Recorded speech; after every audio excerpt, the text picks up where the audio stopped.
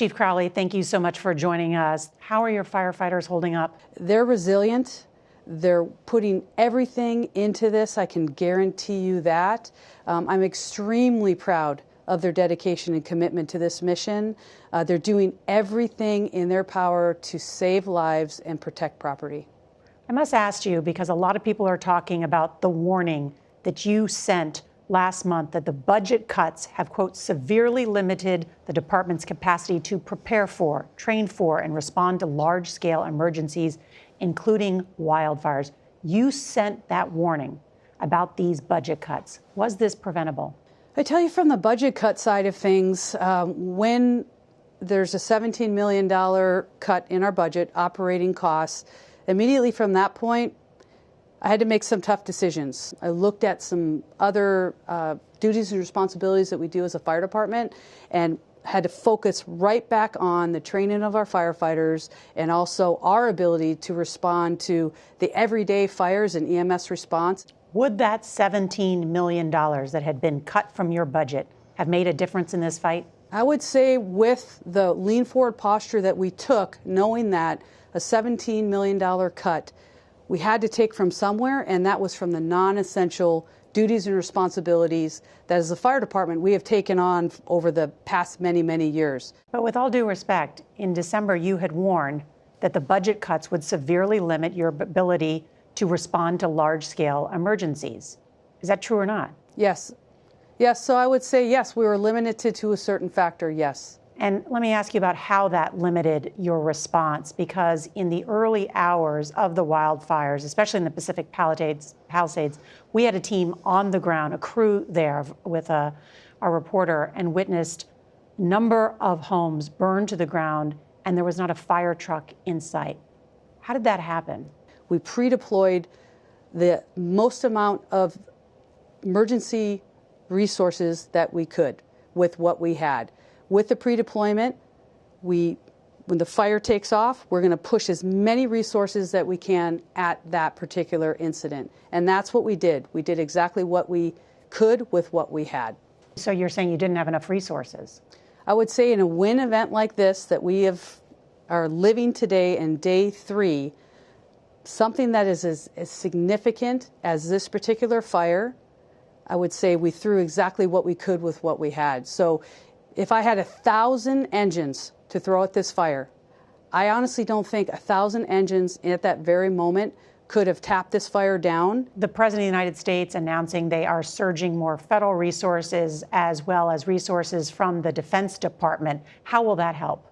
Any resource at this point will significantly help us. I can tell you from the local side to the regional side to the state side to the federal side, this is an ongoing major catastrophe when it comes to the amount of impacts on our community. So any of those resources will certainly help us. And we're going to continue to push even from the local side in regard to, again, focusing on our core mission, which is first saving lives and secondly, saving property.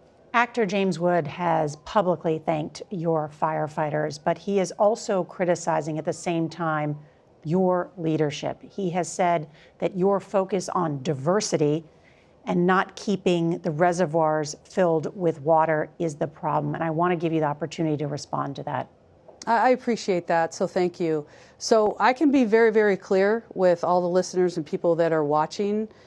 My top 3 priorities since day 1 has been this. I want to clearly articulate that. Number 1 priority from day 1 is ensuring that the LAFD has a capability to respond to our emergency calls, that we're able to provide services to the citizens every single day, every single hour. That's my number 1 priority. Number 2 priority has been and will continue to be focusing on our firefighter safety, health, and well-being.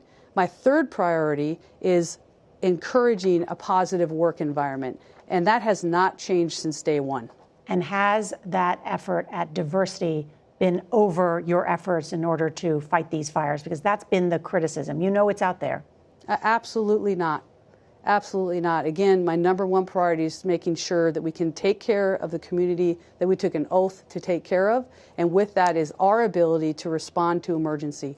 Number 1 priority is to make sure that we provide 911 services, EMS, and fire. Chief, I know that you have spent 2 decades as a firefighter, paramedic, battalion chief, among other positions. Have you ever seen anything like what we are witnessing now? I tell you, I think back in my 25-year career with the Los Angeles City Fire Department, I have never seen an incident like this that has been fueled by this type of wind event. I have not seen this. Now, with that, it's also a big step back as first responders is to ensure that we're constantly preparing, ensure that we're constantly training our firefighters, ensure that we're constantly training our communities. It is an absolute partnership when it comes to training our firefighters for the worst of the worst scenarios, as well as training the community, because we need the community to understand that they also have a very pivotal part of how we're going to keep them safe, and that's by making sure that they are ready. We say when it's time to go, that they're prepared to go, and that they evacuate in an orderly manner, and so that is our focus. Should the city have been more aggressive in warning residents about the danger? I would say from our communication strategy in a wind event like this, the communication to our community is always constant. Anytime we have a weather event, it's making sure we're pushing that information out via social media, via regular media here. So with that, the communication is always strong. We're constantly working with our communities that live in a very high fire hazard severity zone as well. We train with our communities in regard to their preparation. We train with our firefighters to make sure that we are ready to go. So in regard to this particular event, this was a severe and one of the most severe wind events that we've had in the city. Do believe the communication was there in regard to this wind event is here.